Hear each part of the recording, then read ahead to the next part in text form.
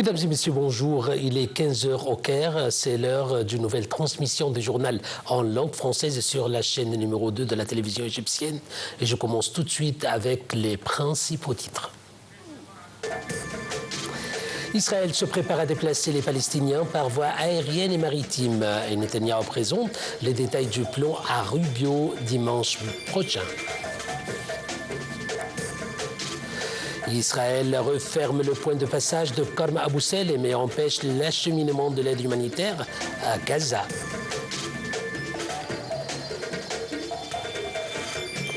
Et le représentant de l'Égypte au Conseil de sécurité affirme la condamnation du Caire à l'agression israélienne flagrante qui a eu lieu au Qatar.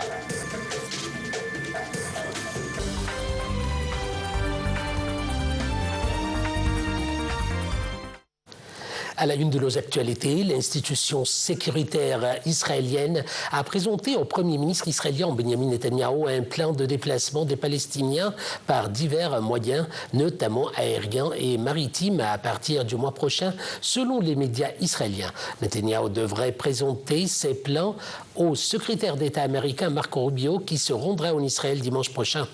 Israël, qui doute de la réussite du plan de l'appareil sécuritaire pour expulser les Palestiniens de leur territoire, avait précédemment proposé à plusieurs pays d'accueillir les Palestiniens, mais ils ont refusé.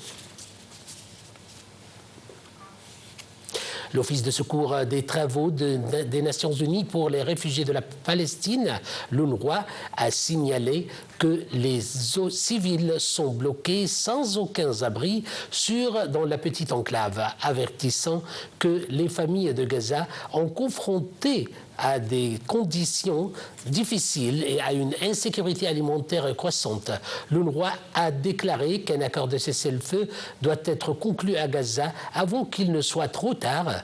Plus tôt dans la journée, l'armée de l'occupation israélienne avait publié une liste de 41 zones dans le centre de la bande de Gaza et dans la ville de Khan Younes, en appelant les habitants de la ville de Gaza à s'y rendre pour évacuer la ville.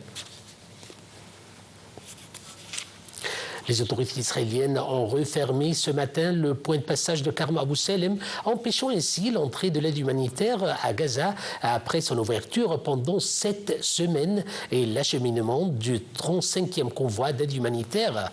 En outre, les autorités israéliennes ont continué à faire preuve d'intransigeance en interdisant l'accès rapide de l'aide humanitaire à Gaza et en fermant le point de passage terrestre de Rafah du côté palestinien. Au cours de cette dernière semaine, 4586 camions d'aide ont été acheminés du point de passage de Rafah au point de passage de Karm Abou Salem et de là à la bande de Gaza.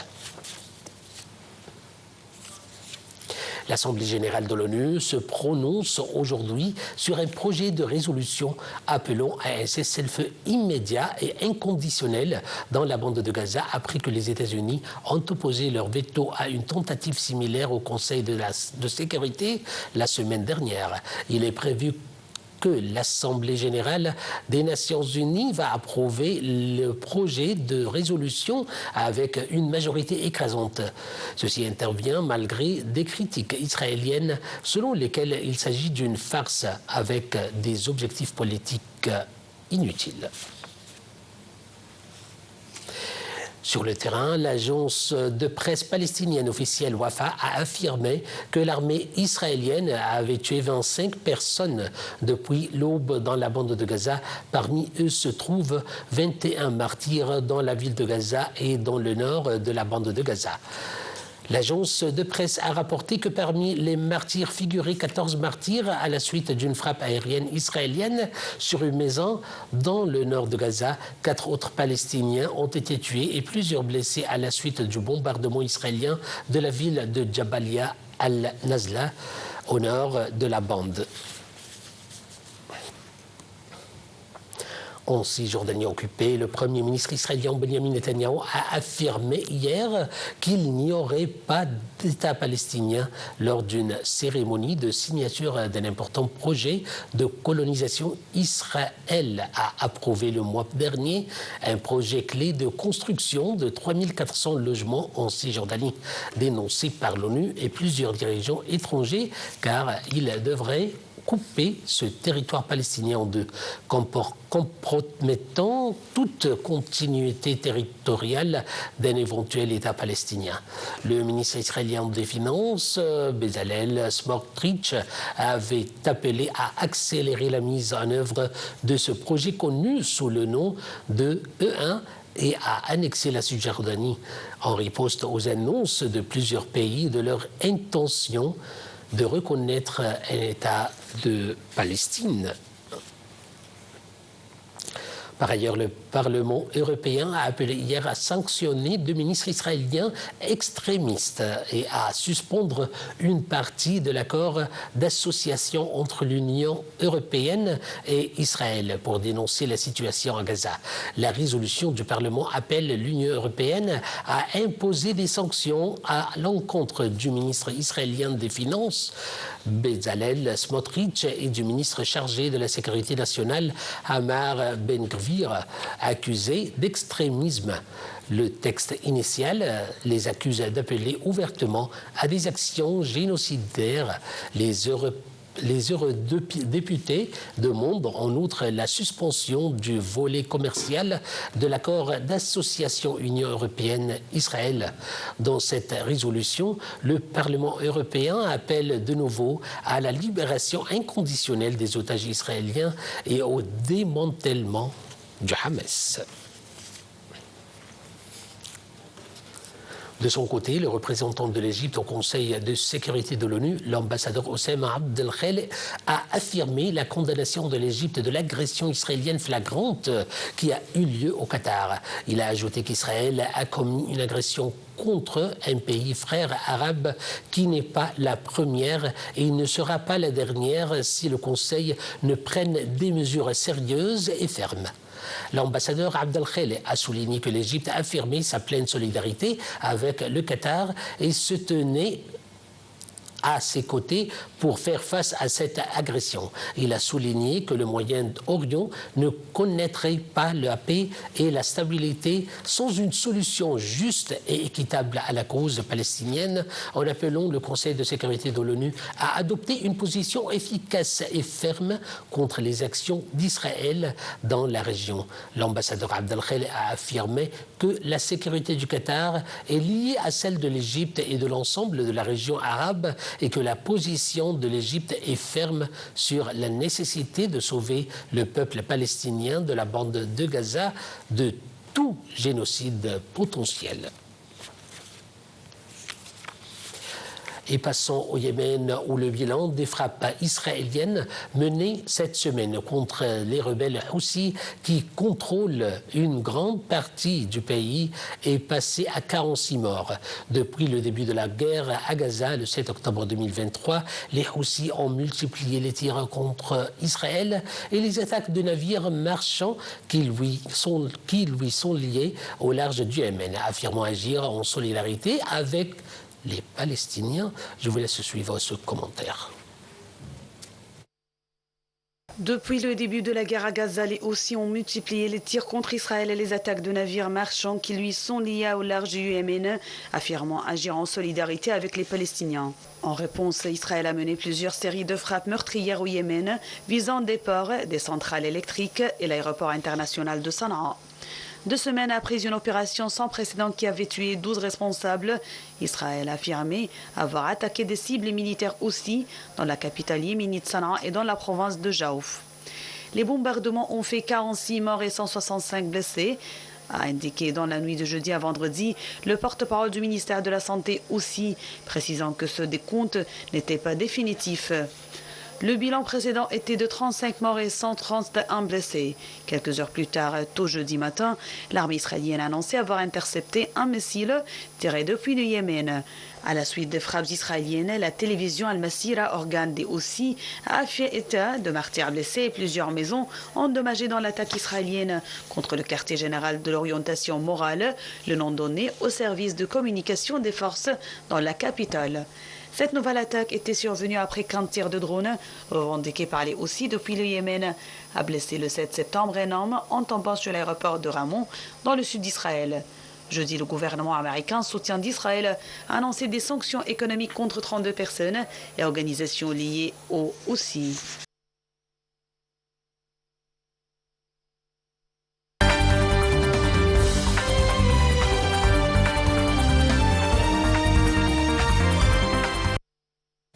Et passons au dossier européen où le chef de la diplomatie polonaise, Radosław Sikorski, est arrivé à Kiev hier pour des discussions sur la sécurité quelques jours après l'incursion sans précédent d'une vingtaine de drones présumés russes sur le territoire polonais.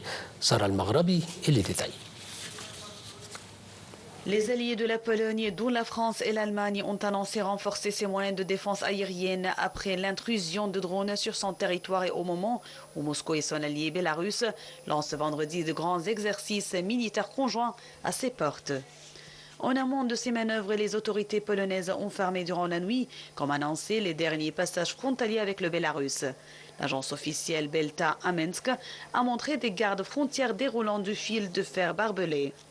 Jugé délibéré par Varsovie, l'irruption de 19 drones présumés russes dans l'espace aérien polonais dans la nuit de mardi à mercredi, en pleine guerre d'Ukraine, a provoqué un branle-bas chez les alliés européens. Après l'Allemagne qui a annoncé prolonger sa mission de protection de l'espace aérien polonais de 3 mois et faire passer de 2 à 4 le nombre de ses avions de combat déployés à cet effet, la France a indiqué dépêcher 3 Rafales dans ce pays. Les Pays-Bas ont décidé d'accélérer la livraison des 2 batteries de missiles Patriot et de déployer des systèmes de défense anti-aérienne et anti-drone avec 300 militaires. La République tchèque va déployer 3 hélicoptères Mi-17. Selon Varsovie, les Britanniques vont également engager des Eurofighter. Comme la Pologne, la Lituanie et la Lettonie, pays également membres de l'OTAN et voisines du Bélarus, ont renforcé leur sécurité et restreint le trafic aérien, alors que débutent vendredi près de Minsk les manœuvres militaires conjointes de la Russie et du Bélarus, Zapat 2025. La Pologne, qui a appelé un renforcement drastique des capacités militaires de l'Union européenne et de l'OTAN sur son sol, a saisi le Conseil de sécurité de l'ONU, qui se réunira en urgence vendredi au sujet de l'intrusion de drones. Et sur le terrain, la Russie a indiqué hier avoir abattu dans la nuit 221 drones ukrainiens, soit l'une des attaques les plus massives de l'armée de Kiev en 3 ans et demi d'offensive russe, à l'aube de vastes manœuvres militaires russes. Sur ces drones interceptés et abattus par la défense antiaérienne, 9 ont été dans la région de Moscou et 28 dans celle où se situe la deuxième ville du pays, Saint-Pétersbourg, selon le ministère de la Défense. Au Népal, les tractations politiques s'accélèrent autour du chef de l'armée pour tenter de nommer un nouveau Premier ministre après les émeutes antigouvernementales au début de la semaine, qui ont fait au moins 51 morts. Depuis mercredi, le général Ashok Rarsigdel reçoit et consulte de nombreuses personnalités pour trouver un successeur à KP Sharma Oli, contraint par la rue à présenter sa démission. Il devait s'entretenir l'après-midi avec le président Ramchandra Podel, l'ex-chef de la Cour suprême, Sachila Karki, et une figure de la contestation, Sudan Gurung, selon un porte-parole des manifestants, Nimech Sprech, réputée pour son indépendance. Madame Karki, âgée de 73 ans, est pressentie pour prendre la tête de la transition, mais elle ne fait pas l'unanimité, notamment parmi les jeunes manifestants.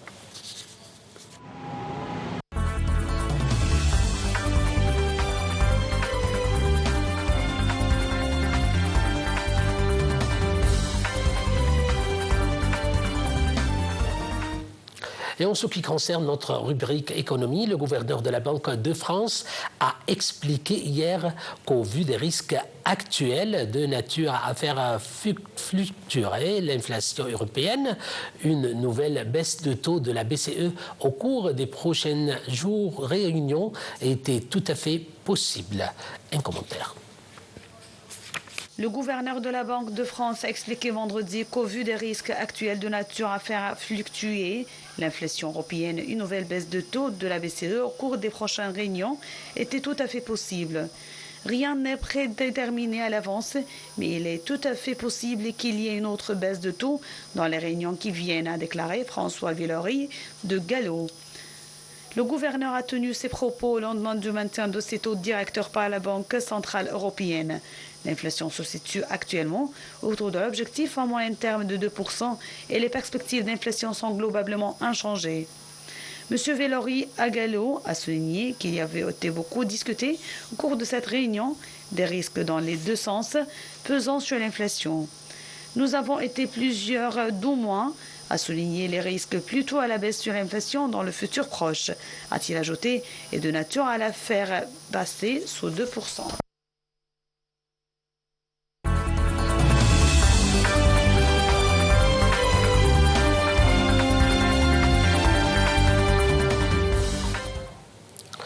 En Indonésie, le bilan des inondations sur les îles touristiques de Bali et Flores s'est encore alourdi hier, passant de 19 à 23 morts selon les services de secours qui ont également fait état de 5 personnes portées disparues. Après les pluies torrentielles qui se sont abattues en début de semaine, provoquant des inondations et glissements de terrain dans 7 districts de l'île, les autorités balinaises ont décrété une période d'urgence de 7 jours qui a débuté mercredi. Malgré le retour du soleil dans la zone touchée, les opérations de secours sont rendues difficiles par l'énorme quantité de matériaux charriés par l'inondation qui entrave les efforts de recherche. L'Indonésie est sujette aux crues soudaines et au glissement de terrain pendant la saison des pluies, généralement de novembre à avril. De fortes précipitations peuvent également se produire en dehors de cette période. Mesdames et messieurs, c'était la fin de notre journal. Merci pour votre attention et votre suivi.